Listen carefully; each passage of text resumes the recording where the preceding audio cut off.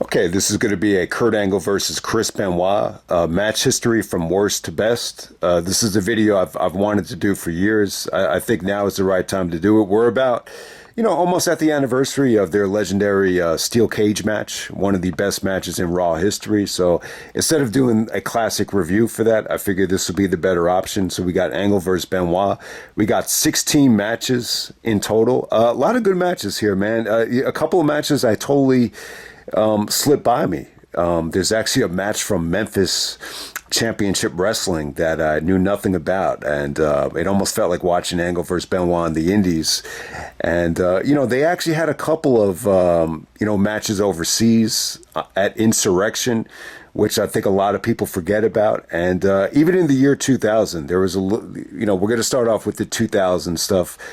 A lot of matches that that they had in 2000 that were just very, very short, and finishes that were very abrupt. So that's what we're going to start with. We're going to go back to right before WrestleMania 2000. This was taped on March 21st. I got this at number 16. We got Angle versus Benoit. They go a couple of minutes here, and then Jericho comes in and, clocks both guys with championships after he was doing commentary. So this was strictly just done to set up, the two-fall triple threat match at WrestleMania 2000. And next up, we move to April 18th of the year 2000. This is right before Backlash. The match was going great. This felt a little bit more competitive than the previous match. It kind of ends right before it got going with Big Show coming out and choking Kurt Angle off the top rope, and kind of ends in a DQ to set up the Angle versus Big Show comedy match at Backlash. At number 14, we're going to May 23rd of the year 2000. Benoit is selling the really, really nasty knee injury that he suffered against Jericho in the submission match at Judgment Day. So he has the knee brace on. Once again, the match is going really, really well. At this particular time, though, you could definitely tell Benoit is a lot more seasoned than Angle. This is still the early stages of Kurt Angle. So, the matches aren't really that competitive at that point. If anything, they feel a little bit more sports entertainment driven because of, Angle's style. This match ends with Hardcore Holly coming out and just laying out both guys. If you remember at Judgment Day, he was actually watching Benoit versus Jericho and wanted to challenge the winner. So that definitely makes sense when you look back on it. But I wouldn't really recommend any of these Angle Benoit matches from 2000. I think they were very, very short. The endings were, exactly what you would expect for that time. But we're going to move on to number 13. We got Angle versus Benoit from Insurrection of 2000. This was on May 6th of the year 2000. Coming off of Backlash, if you remember, the ending features Benoit going for the flying headbutt and Jericho getting the Intercontinental Championship up.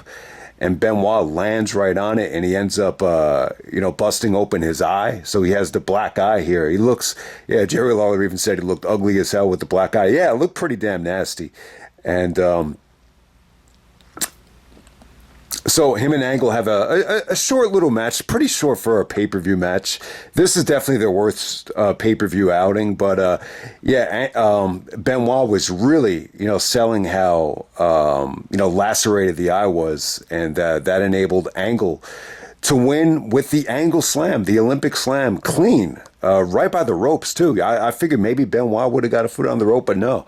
Angle wins clean at Insurrection of 2000. Good while it lasted, but, nowhere near, as good as the other stuff. So the 2000 stuff, the matches that definitely just got better as they went on. I mean, that's the easiest way to say it. So at number 12, we're going to go to,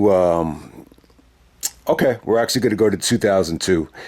This is right before Survivor Series of 2002. So if you remember this match, we have the Guerreros, and we got Edge and Rey Mysterio sitting at ringside to watch Angle and Benoit do their thing. They actually get the main event of SmackDown. Actually, not the go home segment. I think they did something with Brock and Big Show for the go home segment. But yeah, I mean, the match is going along really, really good. I mean, they were just kind of doing, the normal stuff, German suplexes, ankle lock, cross faces. And the match pretty much ends when the Guerreros interfere, and then we just get a big brawl between the SmackDown Super Six guys.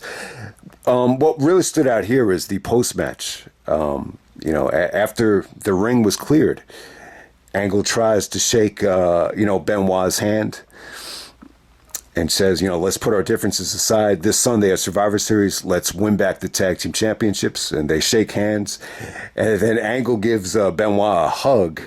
He learned how to do this from Austin, during the invasion.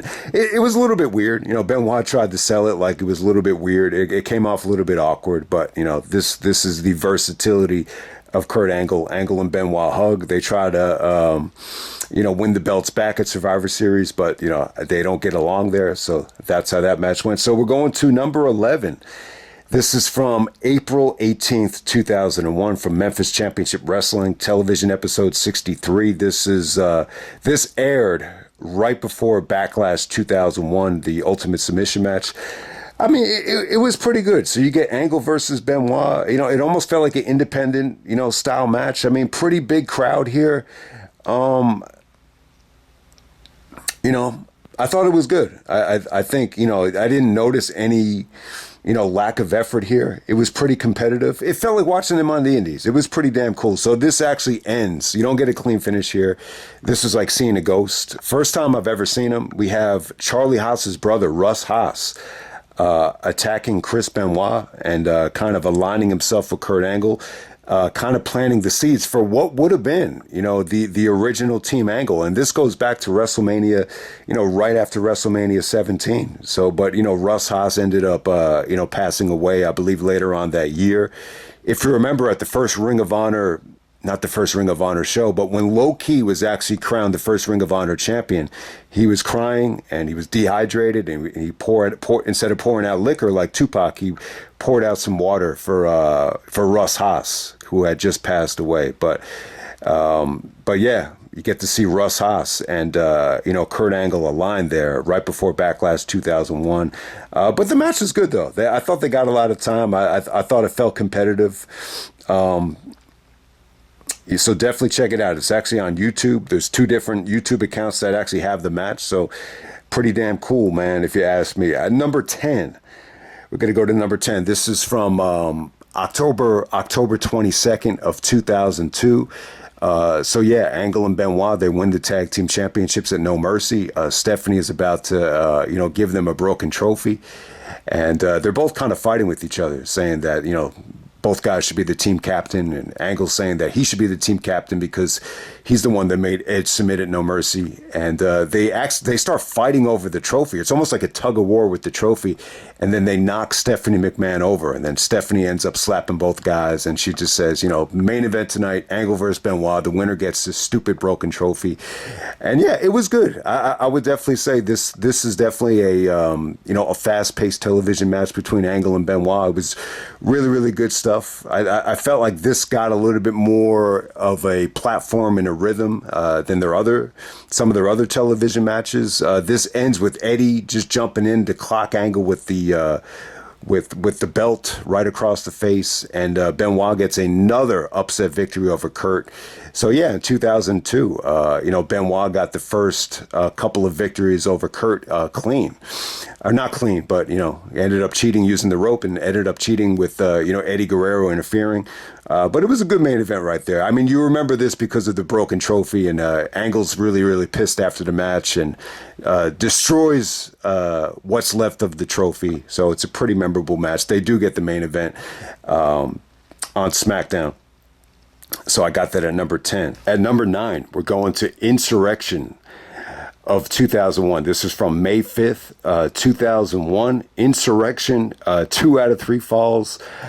Okay, so at the time, Benoit actually stole Kurt Angle's gold medals. So, after Backlash, there was some controversy with the finish, and Angle was whining about the finish of, Backlash 2001. So Benoit actually comes out, makes him tap out with the crossface, and takes the medals away from him. So,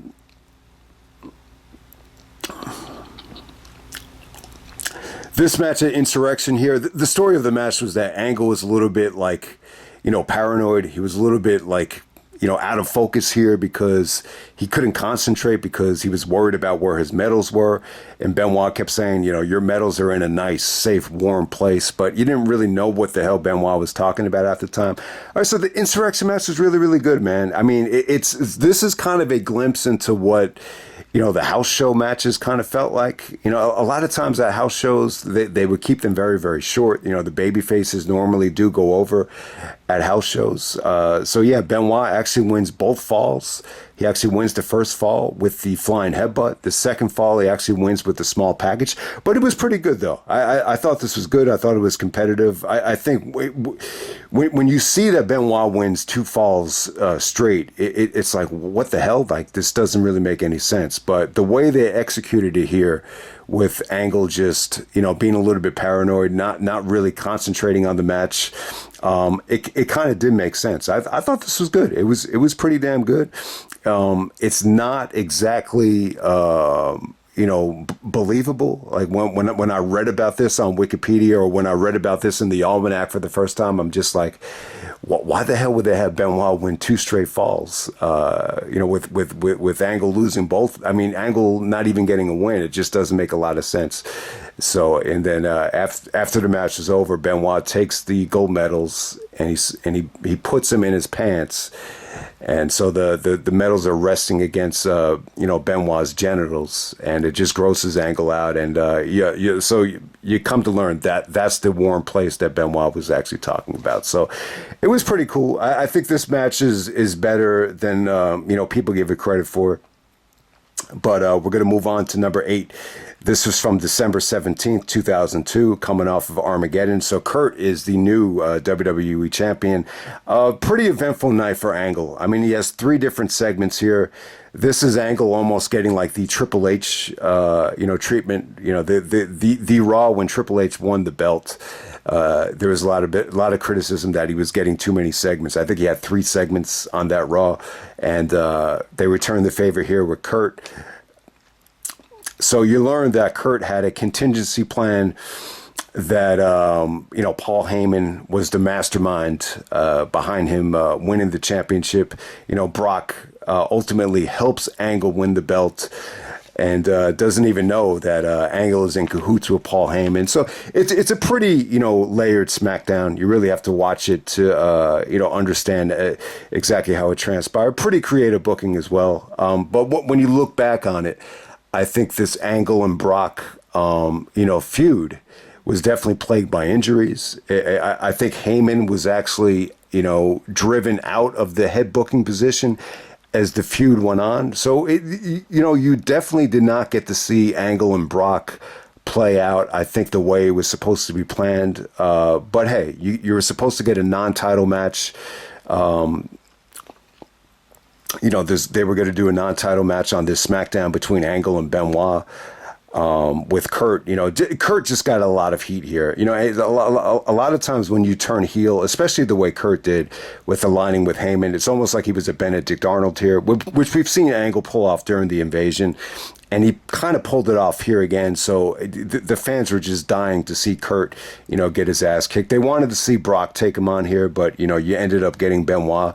Ended up being a non-title match, and it was good. This really reminded me of, Benoit versus Orton from the night after SummerSlam. Very similar in terms of the way Benoit wrestled here. He just kicked, Angle's ass. He suplexed the snot out of him. You could actually see the snot actually coming out of Angle's nostrils. And yeah, I mean, it was good. It was, there was very, very little offense from Angle. I think Angle actually popped like one German. But for the most part, Benoit really dominated this with his offense. This ends with Big Show coming out to chokeslam Benoit. So even though, Angle basically screws Big Show, Big Show still is part of the alliance and still, ends up helping Angle. So it's a little bit of a weird storyline there, but I really like this match between, Benoit and Angle. It definitely had a unique feel to it, a totally different dynamic than, some of the other matches from 2002, which had more of a tweener feel. If anything, Angle, felt like more of the babyface compared to Benoit in a lot of those matches. But here, this was just straight up Benoit, full-fledged babyface, Kurt, full-blown heel.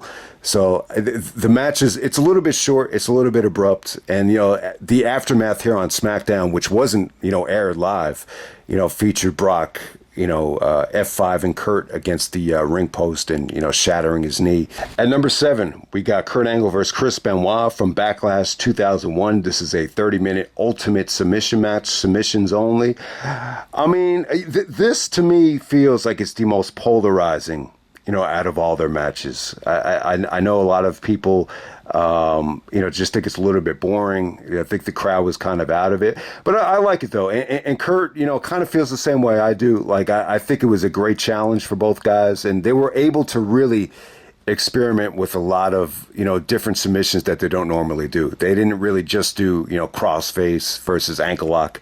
They pulled out the whole repertoire here, and Angle was able to show, how good he was at, different submissions, whether it be the crossface, whether it be arm breakers, arm bars. I mean, you name it. Benoit does the sharpshooter. They do a lot of crazy stuff here. The, Boston Crabs. I thought it was really, really good.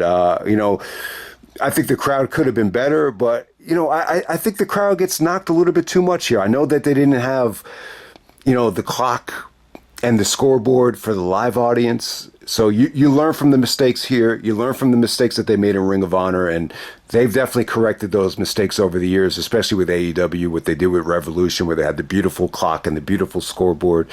But still, man, like I love the sudden death here.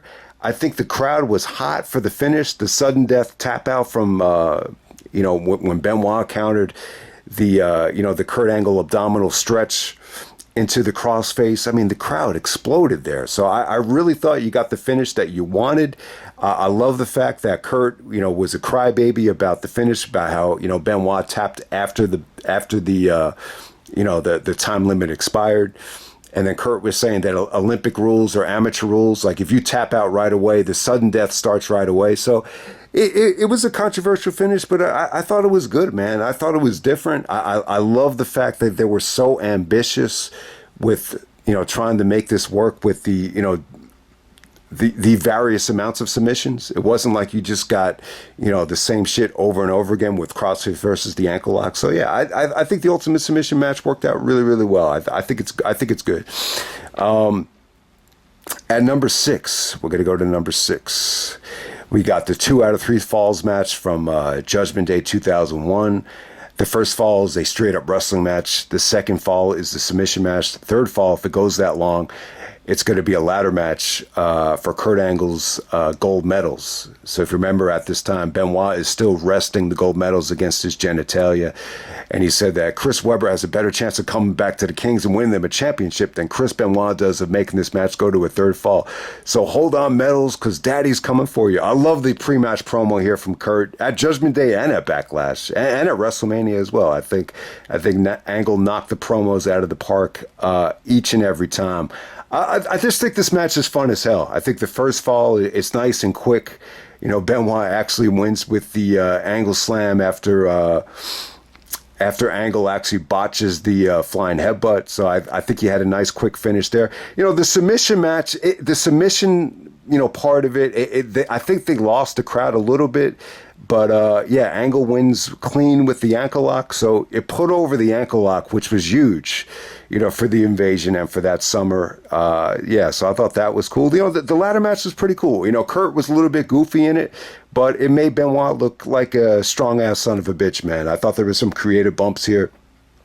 It really didn't make sense for Benoit to be that motivated, to maintain the medals. But, it really set the tone for the tag team turmoil later on that night with Edge and Christian, helping Kurt out. So I think the match is a ton of fun. It accomplished a lot of different things, building up Angle, building up Benoit in two totally different ways for the summertime. So I think the match really does hold up well. It's got 3 totally different, style matches into one. So it's really, really unique. I think it holds up pretty well.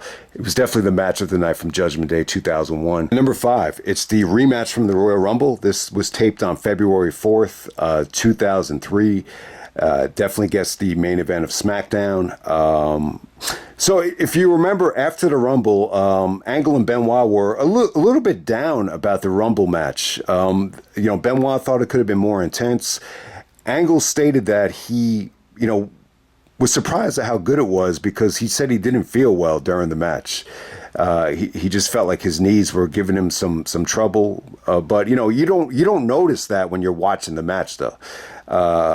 So that was really, really interesting to hear. So they were both motivated to make this a little bit more intense. It was shorter, it was more precise, it was more sweet.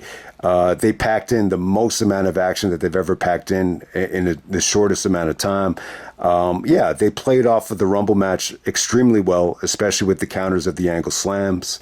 Benoit got bloody as hell here. He actually got busted open from a turnbuckle spot. But what the match did was it really put over the Angle slam huge, heading into WrestleMania because they kind of over abused it with the kickouts at the Rumble.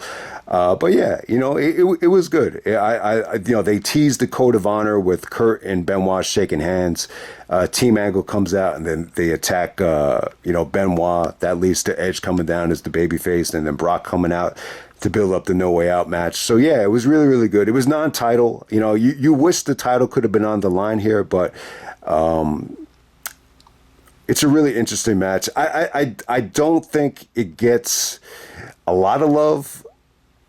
I think more people will remember this if the championship was on the line, but there are a few people that actually prefer this over the Rumble, which is very, very weird. But yeah, it's another stellar match from them. It's it's a very similar match to the Rumble in terms of, the work rate and the way the guys looked, and give them credit. They were able to, have a great match in, almost half the amount of time that they had at the Rumble. So I got that at number 5. At number 4, we have the Steel Cage match from June 11th, 2001 from Raw. This was like a friggin' video game, man. And I'll tell you, Austin was on commentary here as a heel. And if you're still like down about Austin's heel turn, just watch this match and tell me that Austin isn't entertaining as hell on commentary here. He did a really good job of explaining his hate for Benoit. He did a really good job of, planting the seeds for, the bullying of Kurt Angle, the way he calls Kurt Angle an idiot, just the playful, rivalry that they would have during the invasion. It set the tone for that. I just think the match is pretty damn awesome. Kurt talked about this in his RF video shoot that, Austin looked a little bit frustrated and a little bit disgusted at some of the moves that they did. And he's right about that, especially, the German suplex off the top rope. After that move, Austin looked a little bit annoyed. There's a shot of Austin where he just looks disgusted. So he's coming off of the neck surgery. So, maybe Austin was just a little bit, nervous about having to take a bump like that in the future if he's going to continue to work with both guys, because he knew like that's really it. Triple H is injured. The Rock is in Hollywood. Like, this is who I have to work with. Maybe Austin was a little bit nervous about that, but think about it. Austin just took 10 German suplexes from Benoit. Coming off of SmackDown. Maybe his neck was starting to hurt him at that time. So you noticed that about the match. Austin actually calls Angle an idiot for not pinning Benoit and going for the moonsault. So I thought that was really, really funny. But hey, man, the moonsault looked awesome. Angle crashes and burns. The moonsault here, it looked like a higher elevation distance than some of the ones they did from Lockdown. It looked dangerous. I think he actually won most dangerous bump at the Raw 10th Anniversary Awards. Benoit does the flying headbutt. The German suplexes, were awesome here from Benoit. The flying headbutt spot was really, really cool because Benoit was trying to drop down. Austin actually comes out and starts smacking the chair against the cage. So it's really the only option Benoit had. So he hit the flying headbutt. There's a lot of crash. The German suplexes were cool because there's like a crash and burn from Angle where he totally misses Benoit, hits the cage, and then Benoit just does a series of more German suplexes. And it was pretty damn cool. Like, Angle being afraid of Austin, I guess they were trying to kind of build that up at that time. So Angle escapes the cage away from Austin. And yeah, Austin just beats the crap out of Benoit with the steel chair to build up the King of the Ring. So they did a good job here. I mean, the match is fun as hell.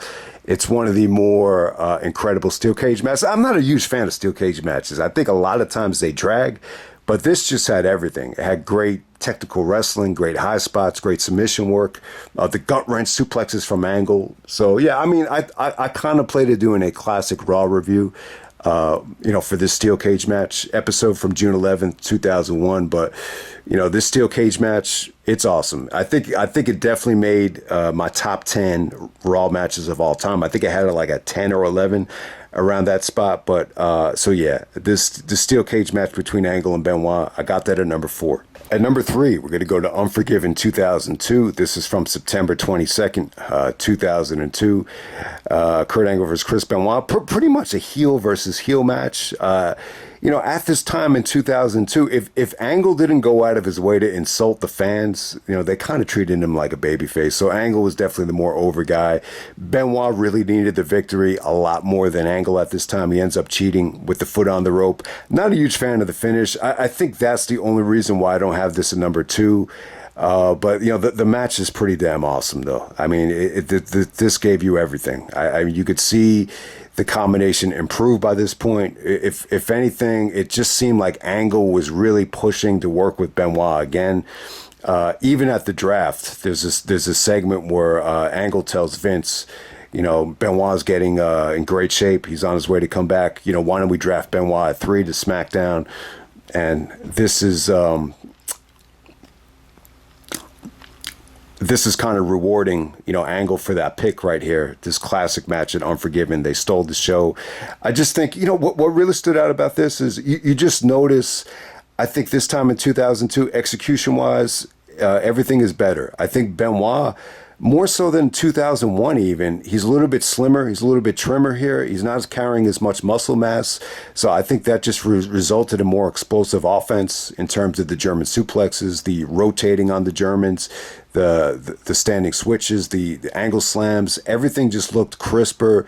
The submission trade-off was really, really engaging here. They were totally behind Angle when they were exchanging cross faces and ankle locks. So a beautiful match right here. The ending could have been better executed, but hey, Benoit was still a heel. He needed a huge victory, so I got the Unforgiven match at 2002.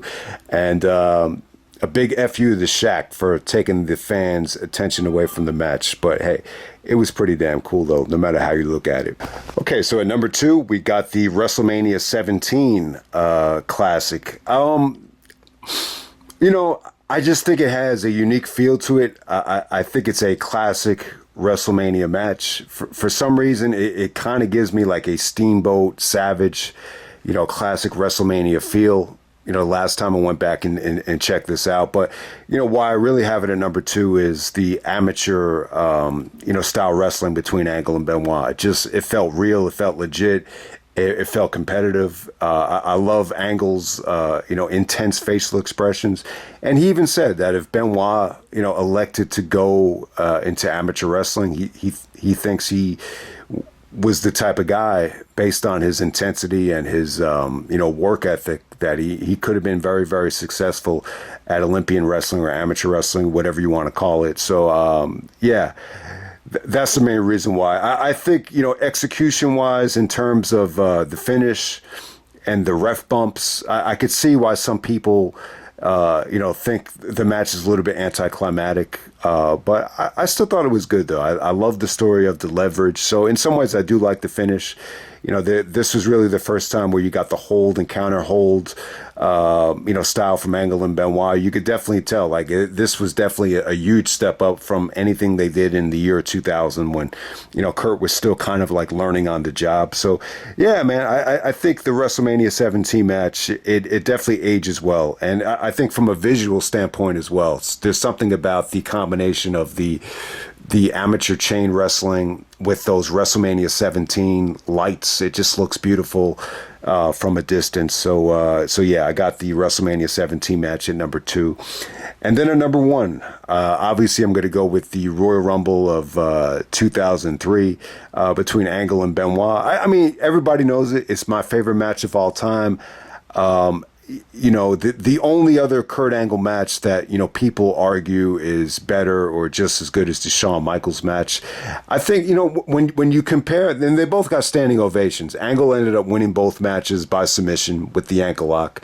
If you look at Benoit's standing ovation and then Michael's standing ovation, to me, it clearly felt like Benoit got the better standing ovation. I just think Benoit, they were really able to turn the fans here. I don't think a lot of people expected much out of Benoit here in terms of him winning the match. But when he kicked out of the second Angle Slam, if you listen closely, there was a huge "Let's Go Benoit" chant starting. And then it kind of faded away because they were so into that crossface spot where, you thought Kurt might tap out. It was like, holy shit. And, they just did a really, really good job here, Angle and Benoit. I think in terms of work rate, in terms of execution, in terms of, the world-class athleticism from Angle, the transitions here were just out of this world. I just think it was, an incredible match. And, I probably said all the shit that I'm saying now, I probably said it a million times before, but, it's a little bit bittersweet too. There's an extra on the Rumble DVD where Terry is interviewing Team Angle, and Angle looks like he's on such an emotional high. He just says he's the best in the world. He doesn't think he's ever going to lose the championship, and it's just funny how everything changed a couple weeks later with everything that was going on. But yeah, man, it was just an awesome combination here. This is definitely the best work Angle and Benoit, I think they've ever done together. It's funny how they were both a little bit, down about the match at first, but yeah, I think when both guys watch the match back, especially Angle, like he feels like it's his favorite match ever. I mean, the 5-star match criticism, I think Meltzer gave it 4 3/4.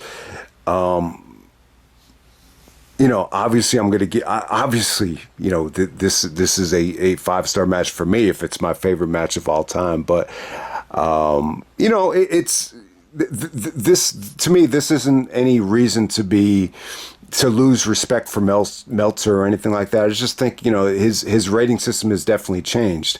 I think what makes me frustrated about it is, like how many times has he given the Young Bucks matches, whether it's in AEW or PWG, the automatic 5-star rating? It's just when you compare it to, some of those matches, it's just, those matches just don't have the kind of emotion that I think this match had. And the world-class athleticism from Angle, the fighting spirit from Benoit fighting from behind as the severe underdog. It's just I don't know, man. It just aged really, really well for me. It's been over 21 years since. So obviously I still have it at number 1. I really don't think, if there's a match that you feel is actually better than this, and I know Kurt has said before that there's certain things about the Unforgiven match that he likes better than the Rumble match, but from a complete, when you're looking at the complete match, the Rumble match is just more satisfying on a lot more different levels. And you have to keep in mind too, I think at this time with WWE, whether it be television or on pay-per-view, they never really got like that full green light, the way they did do in New Japan with like a Wrestle Kingdom main event. You get like 40 minutes. Even the Rumble 2003 match, it's just a little bit over 20 minutes. It's not like they had enough time, to really, go into like, exploration mode or whatever. You know what I'm trying to say? Like it's still like at this time in WWE, the pay-per-views are still only 2.5 hours, 3 hours long. It's really, I just think when you look back at that time when Angle and Benoit were in their prime, it's really tough to get the amount of time where you can really, dig that deep. And I think that's why Meltzer's been so,